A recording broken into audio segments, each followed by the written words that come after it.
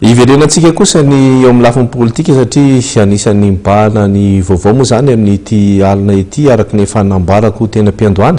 dia amorolona betsaka mihitsy ary tena goavana amin'ny 4 ny volana septambra ho avy zao ry zareo mpanohatra ny fitondrana ankehitriny mariana moa fa amin'ny 4 ny volana septambra dia isy fiaonambe ho tanterahan'izy ireo ka maharitra 3 andro zany ny vokatra ny fivoriana zany no lazainy zareo amin'izany vahoaka izay saina ovrina vola ravoavy sy tsira kotarson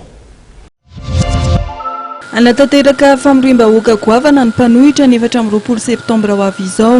mandritra io no heverina ny loran'izy ireo ny fekevitra tapaka mandritra ny dinika nasionaly izay heverin'ny malagasy mivondrona ho amin'ny fanorenana ny MMF ho totosaina ny 20 hatramin'ny 13 septambra ho avy izao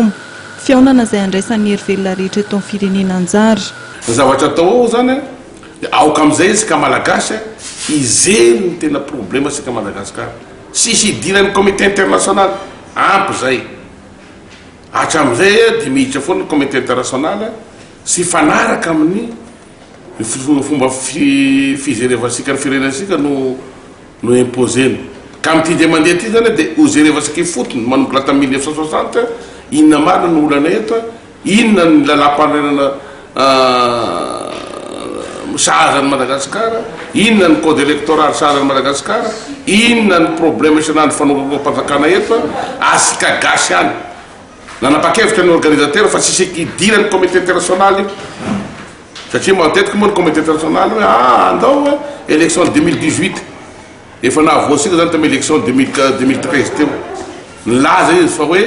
sekena io lalam-panorenana io sazekena io lalam-panorenana io nefa izy irsoy ny fividanana présidentielle ka lalam-panorenana io indesina amin'izay ary zay ny problème asika Madagasikara io mivadibadiky fa zay fitenenan'ny comité international io dia nanapa-kevitra zany ny malagasy rehetrarehetra dia idinika zany ka ny résolution tapakeo zany dia sy maintsy tanterana